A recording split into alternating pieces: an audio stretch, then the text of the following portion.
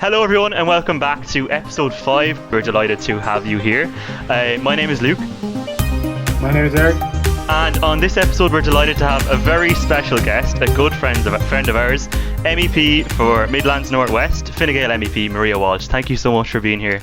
Oh, thanks for having me. It feels like for though that we were in Longford, and I kind of had met really the two of you for the first time when you held that amazing what should have been like an all-month campaign for young people in and around Longford. Yeah, it seems like forever ago, so thanks for having me on.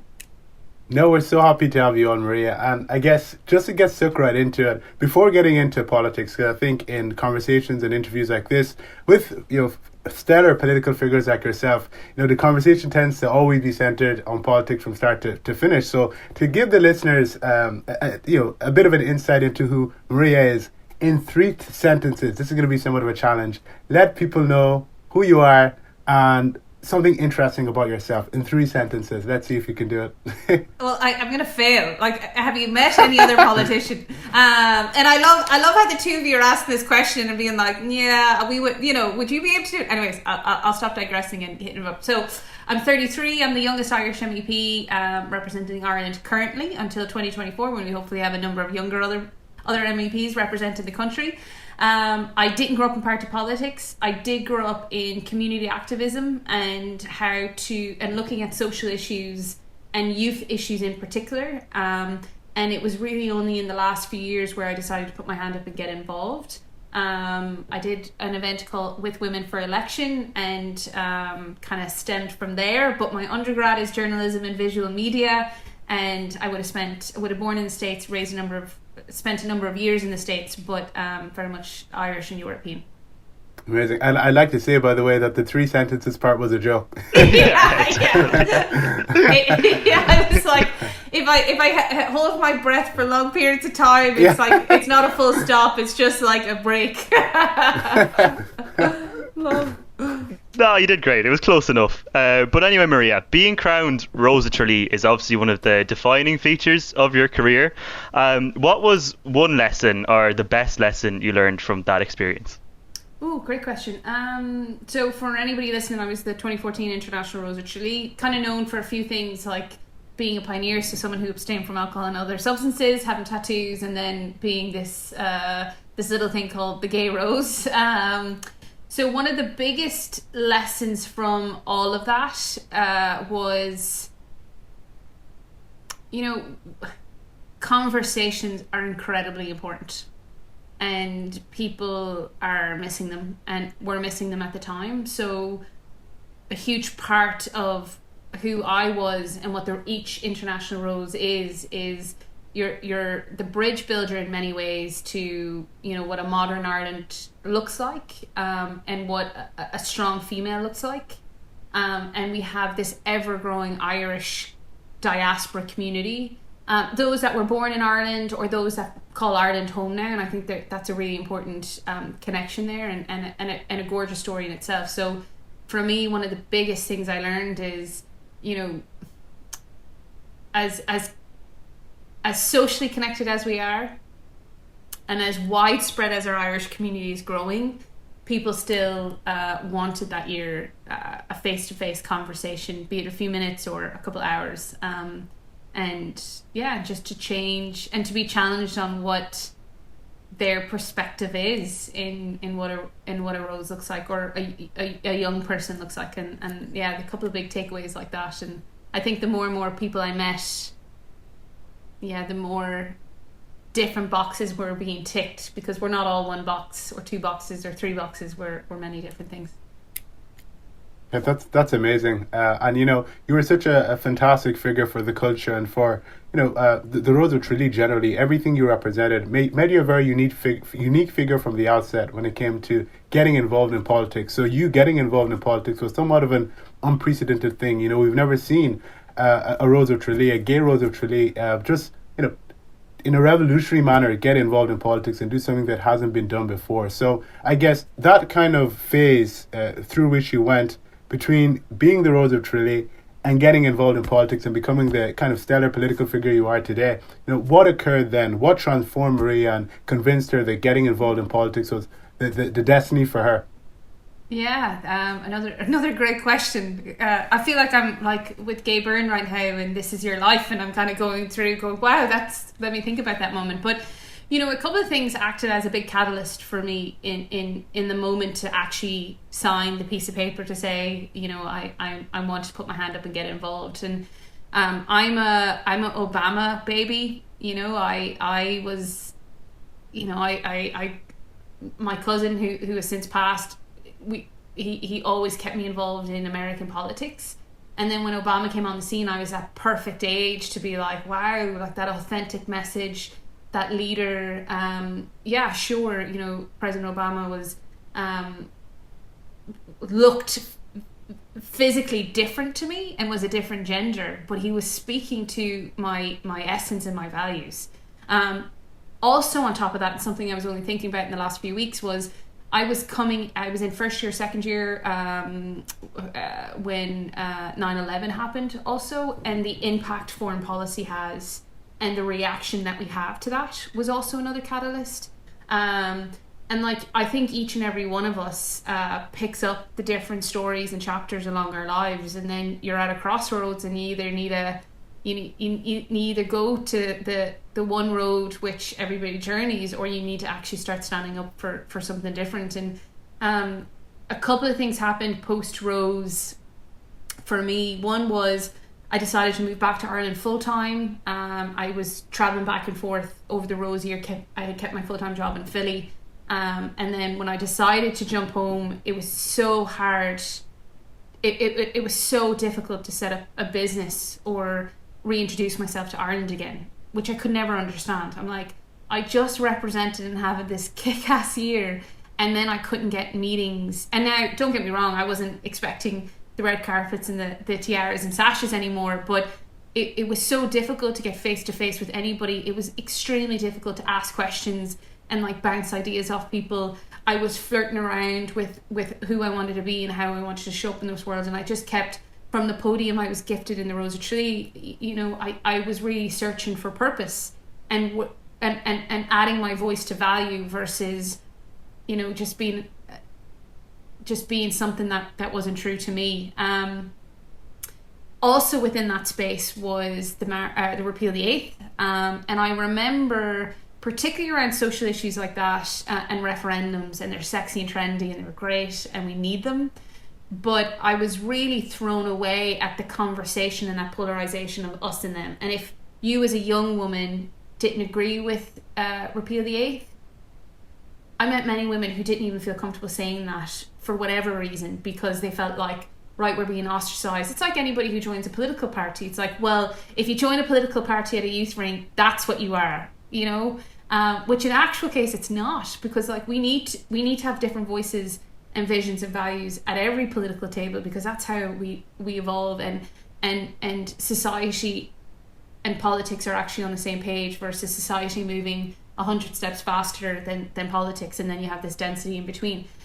So I was really blown away at the way people reacted around the repeal of the eighth, because I remember doing this photo call and it was around encouraging people to get out and use their voice and make their vote count.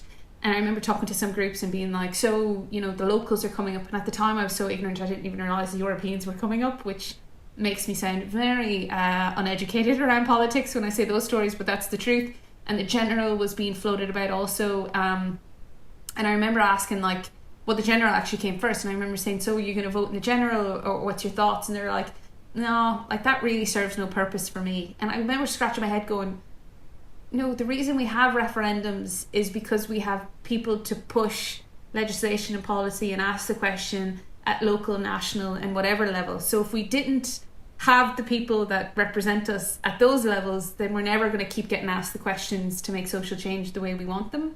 And I had also worked on, in and around that same time, the conference that honoured some of the Magdalene Laundry survivors in Dublin in the summer of 2018, and really that was the final catalyst for me, along with little things like President Trump becoming president, and big moments like that where I'm scratching my head going, okay. And I remember posting online after President Trump became President Trump saying, at some point I will get involved in politics. Never thinking I would be a candidate myself, but I'm like, there's too many things happening and decisions being made around me and my friends, and the disconnect was getting bigger for me. So ultimately I put my hand up. Never really, I've been parachute candidate, you know, and I'm really proud to say that, because I think we need to normalize the fact that people didn't grow up in politics and can still contribute in the political landscape. Yeah.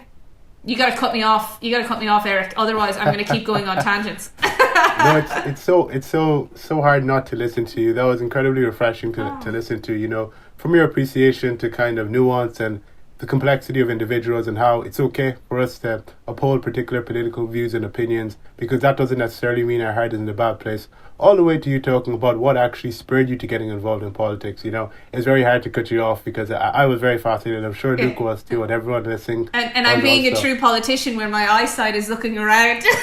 and I'm pinging you back, so I can imagine you waving, going, "Excuse me, like I need you to focus here." Sorry. Well, moving on to the next question, which definitely is a corollary, acts as a corollary, from what we've kind of already discussed, and it's about, you know, the campaign, the EU campaign that you had to run to be elected as an MEP. You know, at that time, you weren't necessarily someone who was privy to electoral politics. You, as you said, your interest was definitely growing because of the likes of Obama, because of travesties we've seen in the political landscape like Donald Trump, but you weren't necessarily adept with electoral activity, with running campaigns and the like. And when you were running a campaign, a very fantastic campaign, questions were posed as to whether you were viable as a candidate and whether you would be a sufficient candidate. Those questions have now been safely debunked by the work that you've done. But at that time, when you're hearing all of these things, as someone who is a novice in the political arena, how did that make you feel? And what was going through your mind? Was there a sense of imposter syndrome or anything like that? Oh, absolutely. And you know, in many ways there still is. You know, every day I have to, and being really authentic and showing up here in the most Brené Brown with vulnerability at the core of the conversation, because you and your listeners deserve that. There is always a sense of imposter syndrome because I'm so new to politics, because there's a big difference, again, my own perspective, between politicking and politics. And the politicking is working the rooms, knowing who's who, knowing how to get to the decision-making table, knowing if someone says one thing but then they do another, why that is. And that takes, or it has taken me, a hell of a long time to really understand, and every day's a school day.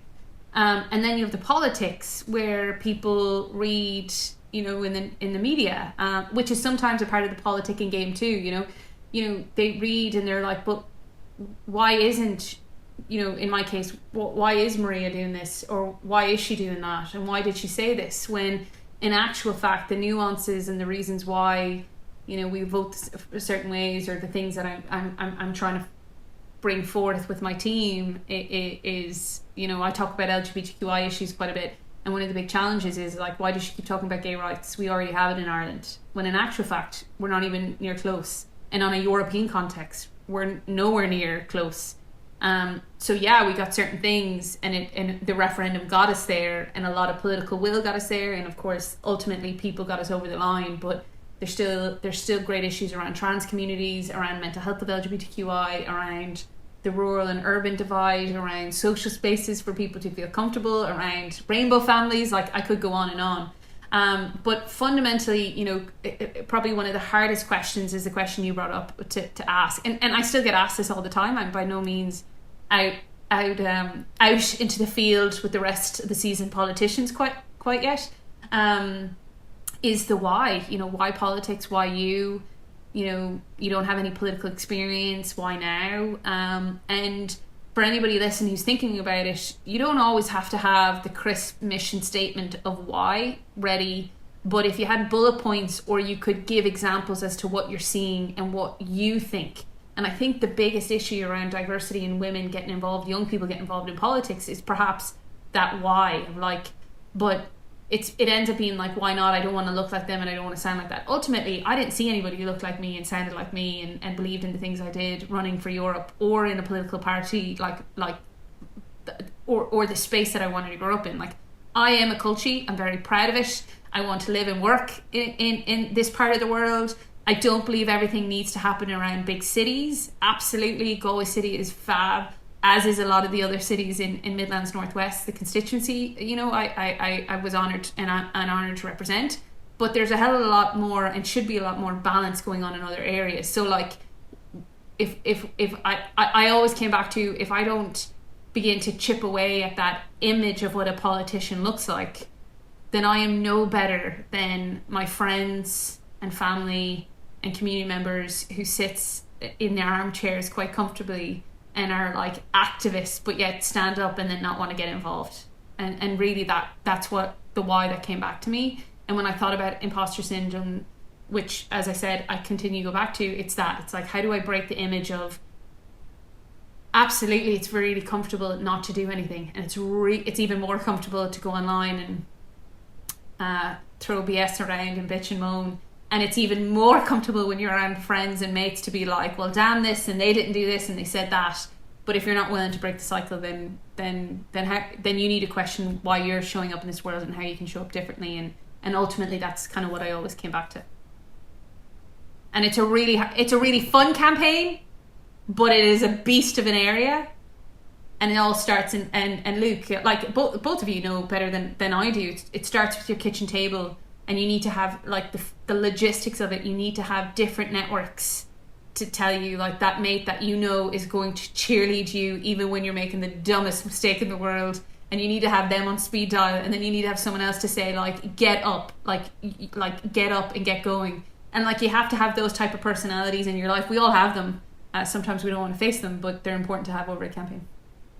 Definitely. I guess you kind of spoke about breaking the cycle there and breaking through, and ultimately, no matter what people said about your campaign, in the end you did break through because you had a great election campaign and you got there in the end. And ultimately you now are an MEP in the European Parliament. Now, scary to say, isn't it? Yeah, there you go.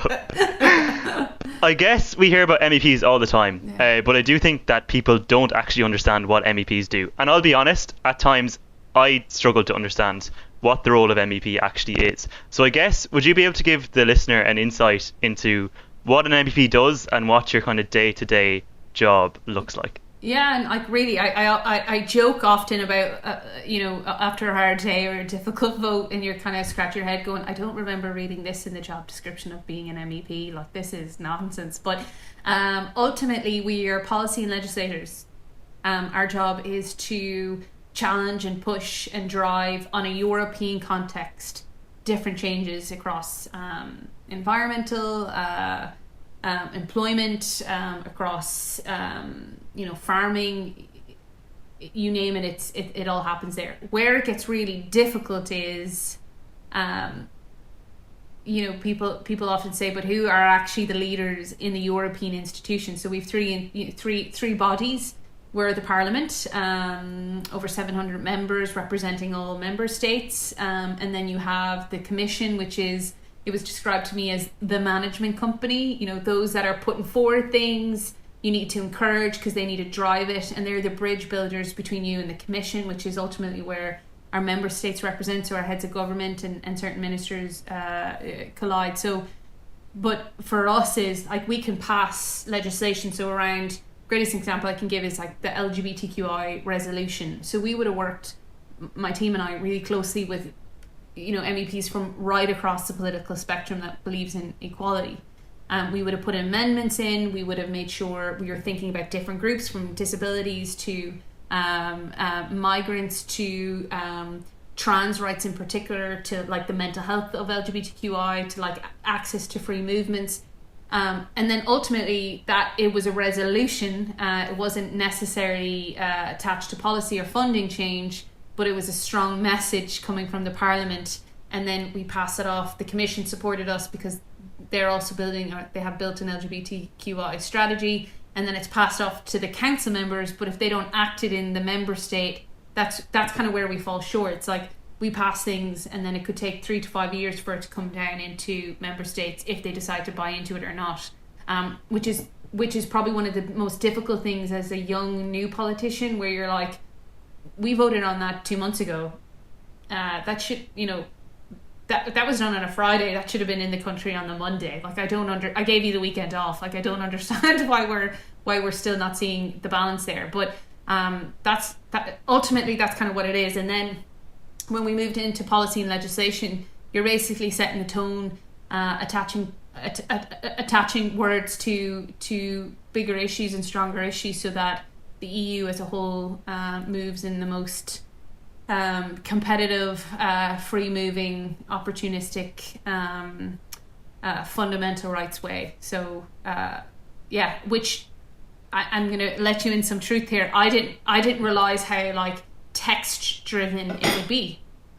So for me, in these 2 years since being elected, I rely heavily on my staff and my team to guide me a little bit, because I'm like, but why can't we put that in? Well, it's like, no, you don't. You have to take it from treaties which were previously passed, but a lot of them were passed by old dudes with great suits and plus 55. So it's like, but how do I bridge that gap then? So it's a huge learning curve. Every day is a win-learn moment, Definitely. Did I describe it well enough? Yeah, that's great insight. I think that's what we wanted from that question, just to give people an idea of what MEPs do, because as I said, we hear about them all the time, but don't necessarily know what they do. And I think, to people who say they don't do anything, I think your resolution on LGBTQI plus rights is a perfect example. That speech was amazing. It was shared around widely. It was unreal, and that's a perfect example of what an MEP does. But I guess, looking back at this term in the European Parliament, one of the big controversies was when there was a resolution, I guess, to increase the rescue of migrants in the Mediterranean, and the EPP, which is the European party of which Fine Gael are a member of, I believe voted against that motion. And now the narrative that quickly formed online and in Ireland was that somehow Fine Gael voted for migrants to drown, or that there was some sort of intentional, nefarious intention there. And I guess, like, we know you, we know you're a great person, and so when that came out, we were kind of like, well, there's no way Maria Walsh would vote for migrants to drown. But we saw this absolutely massive outpour of anger against Fine Gael MEPs for doing this. So suppose we wanted to give you the chance to kind of address that narrative and explain what actually happened in that situation. Yeah, and thanks. First and foremost, thanks for asking me that, and thanks for believing that I didn't do anything to not protect vulnerable groups, because I appreciate that. I'm gonna be really honest with you in this moment. So this, to give you, there's black and white, and then there's colour to this resolution, and by that I mean, and hopefully as I guide through everybody, then that we all come out of it and everybody has a bigger sense from my perspective, because then again, I can only share this from mine. The search and rescue resolution, and similar to the LGBTQI freedom zone resolution, had no policy and funding attached to it. So it really was, and another MEP from an independent group had said it really is a piece of paper that shows a signal, but it again, the funding and policy attached is not there. But it did show a strong signal, which is where Fine Gael MEPs ultimately, got lost in that conversation of like, but why did you do what you did? There was a number of amendments put into that from the get-go that were very inhumane, from the extreme right, some from within the EPP group, but we were able to tone down and make the language coming out of the EPP into those amendments and more humane. And then there was other things that came. So this is where the black and white, or the colour, came from left-leaning politicians in the House that, wanted to have open access to all information. So hypothetically, a boat, and unfortunately I can take out the word hypothetically because it does happen. A boat is stranded in the middle of the Mediterranean and are in distress and need support. So information goes out from the boat for any boat within the space to come rescue them. Now the problem with that is we have a huge issue in and around Europe around smuggling, child trafficking, from child trafficking, children going into prostitution.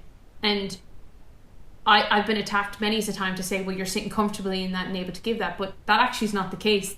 That is fact.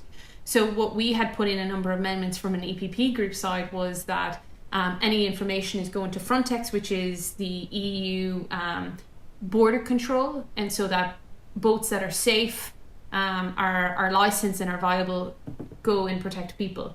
There was a number of amendments like that didn't get passed because the House on the side on the left was and has been overwhelming in this mandate. Equally, there was things that this actual resolution was meant to be voted on in the previous mandate, but because it was a political it was going to be a politically heated debate, they left it. The heads of each party left it till the earlier half of the mandate, which is another political game which I learned, so that people have time to find their feet, things get passed, and then you have time before the next campaign, which I think is really wrong. Ultimately, from my side, and I'm not trying to be vague or be long-winded about this, I'm literally trying to cover all my points so people understand, but ultimately from my side is I look at the black and white sheet of a page, and as a legislator and as a policy maker, it's I believe, whether there's funding or policy attached to it, each piece of legislation we put forward, black and white sheet of the page again, has to be for the best of the person that we're there to serve. And there was a number of pieces missing. Like, we couldn't get anything around LGBTQI rights in it strong enough that there was outspoken. We couldn't get anything around mental health support, so that if a vulnerable person came in from search and rescue, that they were treated fairly equally and with the most support for what they had been through and what they will go through. And then it is that access to information. You can't band-aid over migration. Like, migration as a whole, I mean, and I really look forward to you guys focusing on this hopefully in the future. Like, migration is a beast, and it's a beast because it is really emotional naturally, it's really contentious, and not every EU country believes in it. I'm really fortunate we live in Ireland that believes in supporting vulnerable groups coming through. Could we get more numbers to it? Absolutely. But then, numbers coming from Greece, Malta and Italy need to move faster. So there's so many issues around on the ground, and how we can get people out of camps, which is disgusting even to say in 2021, and that's happening to people who are fleeing their country because of climate issues, because of economic issues, because of dictatorships, because of the fact that their orientation is different to what the government or the police force on the ground believes and whatnot. So I digress a little bit, only because it wasn't good enough. The text on the page wasn't good enough, and ultimately by voting it down, we wanted to. I personally wanted, and I gave the info and the advice to my fellow delegation. So if there's anybody going to take a beating on this, it has to be me, because that's the information I passed to my team and to the other offices in Fine Gael. And ultimately, I had asked for, and I called for, that we sit and revisit. We actually look at why migration is happening and start fixing there, versus waiting for people to get onto boats in the most vulnerable states and information going out to other boats, and then we're putting people in danger for trafficking and smuggling and everything that's in it. So fundamentally, the text wasn't good enough. Can I also add to, and this is not an excuse, we vote in Strasbourg. I forever remember, we vote in Strasbourg for Monday night, Tuesday, Wednesday, Thursday morning. And then MEPs fly back to wherever they need to go, or drive back, or some walk by Thursday afternoon. They leave a lot of the contentious votes to a certain point on Thursday afternoon. This is where the politicking comes in. And a lot of MEPs would have already left. So some MEPs, depending on flight availability and if they had to get home for an event, or they might have travelled 10 hours. Like, we have Cyprus colleagues that have to leave at 12 o'clock every Thursday if we're in Strasbourg, in order to get home before Friday morning. So some don't vote even on their last vote. And then you end up with like what we've seen here. And fundamentally, I just ask everybody, you don't have to believe me. You don't have to believe that who I am and where I'm coming from, and the fact that I don't think the black and white sheet of the paper was good enough. But you could follow the numbers, and the fact that it didn't pass and it was so contentious and the fact that people even in the S&Ds and the Greens didn't agree with text shows you that it was not black. It wasn't as clean cut, and it wasn't about saving people. It was about politics, and that to me was a disservice to what we were actually doing. I learned a lot from that though, on a personal level, and much to your point, Luke, like we're still taking some hits for that, but that's where things like this are great, because you get to share a little bit more information. Since then, I mean, we've been putting, you know, we came back on track and keep pushing in around LGBTQI rights. Translators, we couldn't get that in the text at the time either, where, you know, individuals involved in search and rescue, when they come to shore, you know, have access to a translator who speaks their own language. So a lot of those things were missing. So sorry I went on there, but thanks for giving me the time to share it. No and problem. Please challenge me. And please challenge me if you're like, that's absolute BS, Marie, that wasn't good enough. Because I accept that too. Well, unfortunately, I'm about to do the opposite. I just want to thank you, Maria, honestly, from a young person's perspective. What I think I see, and many other young people from an outsider's point of view, people who are politically inclined that are young, I think we tend to see the fact that there's political capital in undermining legislative complexity and undermining the nuances that are involved in the policy and law creating process, and packaging what you've undermined, simplifying it and putting it out there to achieve a headline and get traction to get people to look at your political rivals in a particular way. And I think this happens all too often in politics, and it's really hard to look past it when you're on the ground and not necessarily politically inclined. So I really appreciate you coming on and so eloquently articulating. Thank you. Well, I mean, another relatively new issue in similar, different nuances though, but is around the digital green cert for people to travel in terms of, you know, having COVID vaccines. Like, I got inundated with quite abusive emails and social media messages to be like, you're taking away our fundamental rights, we have a choice. And it's like, no, this is only a procedural step. So I don't know who's controlling this populist message of like, by doing this, we're stripping away this. It's actually not. We're actually trying to understand tourism, hospitality and other businesses and aviation, and also explore the fact of like what GDPR looks like, what fundamental, you know, like we have to get from A in order to get to B, in order to get to C, to really show to citizens what can happen and what can't happen. But anyways, I'll stop talking, because I know I'm wiping out questions for you all because I keep chatting too much. Sorry. No, it's so refreshing to get an insider's point of view on someone who's actually on the inside and knows what's happening beyond the headlines.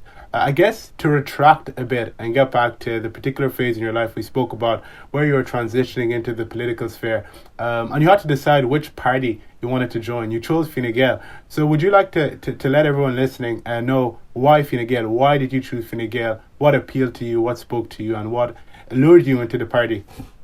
Yeah. I remember answering this question over the campaign, and I remember my close supporter, like as in the kitchen cabinet people at the time, were like, you know, it's around policy, and it is around policy, but ultimately you got to look at, and this is quite soft maybe for some, but I'm going to call a spade. Whether you're outside looking in or inside looking out in the political landscape, you either need to decide if you're going down to the Coliseum or you're not. And for me, I often think about what are the personalities that I know are good, solid humans. We might have difference of opinions on some policy and legislation pieces, but ultimately, who can I go toe to toe with and still have respect level for? That I know that they're putting their best foot forward. And while again, some might be, you know, under the EPP umbrella, might be, you know, Christian democratic and might not believe in equality the way I do, but ultimately are willing to sit around the table and have that dialogue with me, and that we can come away same respect, same understanding, and move forward. So for me, it was a case of, I thought back of all the different politicians I met along the path, particularly over the Rose of Tralee year, because I was at a lot of events, meeting a lot of great dignitaries, and I remember just connecting with, I had finished my one of my final big speeches as being the International Rose of Tralee, and I remember Simon Coveney coming up to me and saying, would you ever consider politics? And I think I told him, like, I won't share my air of colour wording that I chose at the time, but like, you know, it was people like that, people like, you know, Minister McEntee that I seen making her own shape and form. You know, I'm a Mayo gal, so seeing people like Enda Kenny coming forward and believing that local politics is as important as any other politics. So I was very much on the outset attracted to the personalities that were attracted to Fine Gael. And then if you look at from a personal context, like being in government, asking the two biggest questions that ultimately and fundamentally shape the reason why I'm comfortable to move to Ireland and live in Ireland and not run back to the States was because, you know, marriage equality is here and we passed it overwhelmingly, and then repeal the eighth, which, you know, showed a lot of different types of politics. But again, Fine Gael asked those questions. And then I get challenged too of like, well, they didn't really ask the questions, they were in government and, you know, they had a great day, but other parties, absolutely. But the premise is Fine Gael were working with other parties to make sure the country came first, not politicians. And that's a huge difference. And for me, I can get into, you know, the beliefs in LGBTQI rights or women's rights. If you look at even like my colleague and former Taoiseach Frances Fitzgerald and the work of equality that she has done, and you begin to start picking away at, you know, are these people going for themselves or they're going for the country? And for me, then again, I just came back to Fine Gael. But we had, and for anybody listening, Women for Election do amazing events.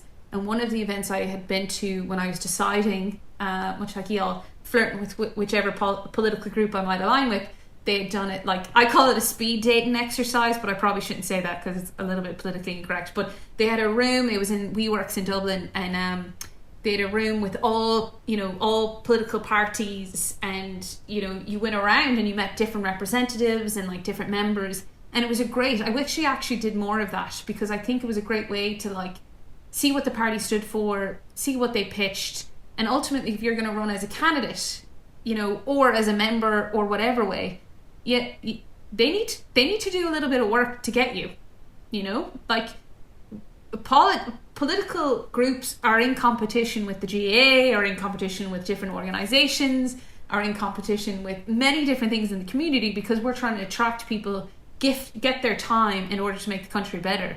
So like we should be the ones working, we should be going out doing town halls and constant conversations like this in order to put our best foot forward and entice more people. Because again, it comes back to the dinner table conversation. If people around the dinner table looks like you and sounds like you, then you are not running a strong political organisation or organisation as a whole, because you're actually not reflecting what politics or what your community reflects, and vice versa. So long story short, what seems to be all my answers to you, for me, Fine Gael just was the right fit.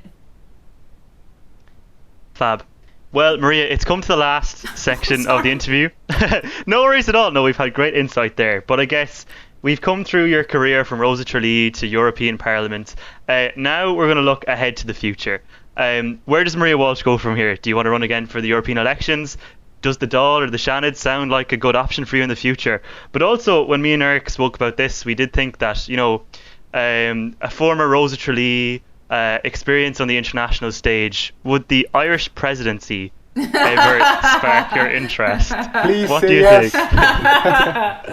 think? Did you hear how many curse words and how not coherent I was in all my answers there? You're very kind. Taking your first question first, what comes next? We're 3 years out from 2024 and I'm already working with my team of women. Sorry, gentlemen, but like I have women working with me. Talking about 2024 and trying to be the politicking and the politics comes into it. With that, I say I'm working ferociously hard. Probably out of all the jobs I've ever held, and I started working when I was 12, of all the jobs, international or otherwise, I've never worked so hard to try and keep my feet on the ground and keep really driven in the fact that I want to be a purpose-led politician, and we don't hear that too often. So I think that's really important to flag. So 2024 is definitely in our midst. Hopefully the party will allow me to run, and hopefully I'll like the party to rerun. So that's ideally the next couple of years after that, and then who knows, like running. I guess I always wanted to, Europe really enticed me, because when I asked, when I made the final decision to run for the party as well as run for the Euro campaigns, my first question was to friends, 10 people from various networks, and asked the question, and I think I shared this with both of you before, like, out of the 10 friends I text, as I said, from various groups, what does an MEP do and who is their local MEP? 9 of them came back saying, I don't know, questions to either. So for me, it became less about what an MEP in me is, and more about like, what can me and my team do in order to connect the disconnected. And if that dialogue changes to the Senate and Leinster House at other points and run as a deputy, maybe, but right now the challenge for me is Europe. And then to your latter question, I don't know. Never say never. Listen, if Mayo win the All Ireland, perhaps in Longford too, anything can happen, right? I would never say never, but I think I've pushed my folks a little bit outside their comfort zone in being the gay Rose of Tralee and then being that gay young politician. So I don't want to give them too many fears, but we'll see. I look forward to both of you campaigning for me if that happens, though. I'll be in the Zimmer frame, coming behind you, going, wait for me. No, thank you for your ever gracious answer, Maria. Honestly speaking, it's been an absolute pleasure having you on the podcast. It was so refreshing to hear someone who's so honest, so skilled, so classy, despite the fact that I know you speak of how you supposedly don't speak in that way. You're so classy, you're so skilled and competent, but also you're very honest.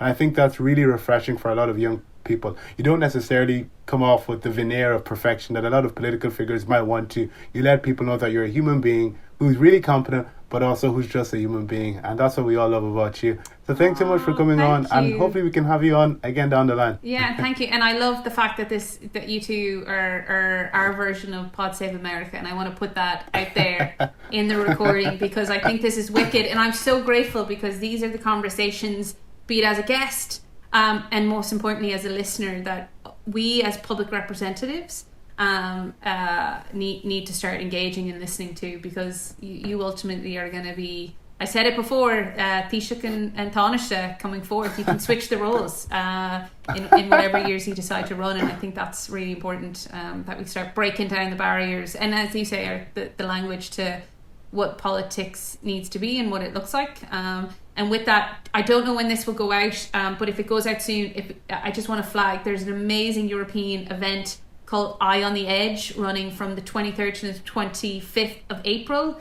And it's all around young people, 16 to 30 year olds, coming together virtually, of course, and talking about getting involved in politics and what politics means and how they can get involved. So Eye on the Edge, and thanks for allowing me to shamefully plug that. Yeah, we definitely advise all our listeners to register for the event. Thank you so much, Maria. Thank you, guys. Thank you so much. Thank you.